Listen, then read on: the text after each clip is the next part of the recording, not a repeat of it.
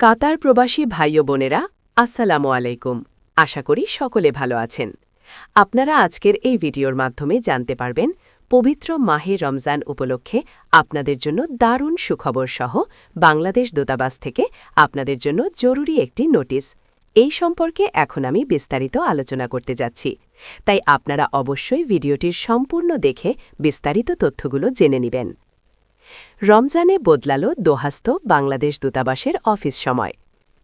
পবিত্র মাহে রমজান উপলক্ষে কাতারের দোহায় অবস্থিত বাংলাদেশ দূতাবাস দোহা তাদের অফিস সময়সূচিতে পরিবর্তন এনেছে। দূতাবাসের পক্ষ থেকে জারি করা এক বিজ্ঞপ্তিতে জানানো হয়, রমজান মাস জুড়ে নতুন সময়সূচি অনুযায়ী সকল কনসুলার ও প্রশাসনিক কার্যক্রম পরিচালিত হবে। নতুন অফিস সময় রমজান মাসে রবিবার থেকে বৃহস্পতিবার সকাল ৯টা থেকে বিকাল ৩টা পর্যন্ত। পাসপোর্ট ও ডকুমেন্ট সংক্রান্ত সেবা সকাল ৯টা থেকে বিকাল ৩টা। জোহরের নামাজের বিরতি দুপুর 12টা থেকে 12টা ৪৫ মিনিট। সাপ্তাহিক ছুটি শুক্রবার ও শনিবার। দূতাবাস আরও জানিয়েছে, পবিত্র রমজান মাস শেষ হওয়ার পর আবার আগের নিয়মে অফিস কার্যক্রম চলবে। রমজানের পর অফিস সময় সকাল 7টা থেকে বিকাল 3টা 30 মিনিট, রবিবার থেকে বৃহস্পতিবার। কাতারে অবস্থানরত সকল প্রবাসী বাংলাদেশিদের নতুন সময়সূচি অনুযায়ী দূতাবাসে আসার জন্য অনুরোধ জানানো হয়েছে। এদিকে রমজানে কাতারে 1000-এর বেশি পণ্যের দাম কমছে। পবিত্র রমজান মাসকে সামনে রেখে কাতার জুড়ে 1000-এরও বেশি নিত্যপ্রয়োজনীয় পণ্যের দাম কমানোর ঘোষণা দিয়েছে বাণিজ্য ও শিল্প মন্ত্রণালয় MOCI। মন্ত্রণালয় জানিয়েছে, রমজান মাসে মানুষের দৈনন্দিন খরচ কমাতে এই উদ্যোগ নেওয়া হয়েছে। দাম কমানো পণ্যের তালিকায় রয়েছে চাল, চিনি, ময়দা, রান্নার তেল, খেজুর সহ আরও অনেক প্রয়োজনীয় খাদ্য সামগ্রী, যেগুলো রমজানে ঘরে ঘরে বেশি ব্যবহৃত হয়।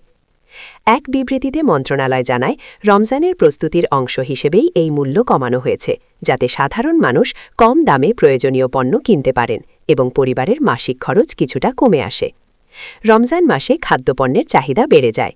সেই সময় যেন বাজারে দাম অস্বাভাবিকভাবে না বাড়ে, সেজন্য সরবরাহকারী ও দোকানীদের সঙ্গে সমন্বয় করে এই সিদ্ধান্ত বাস্তবায়ন করা হচ্ছে।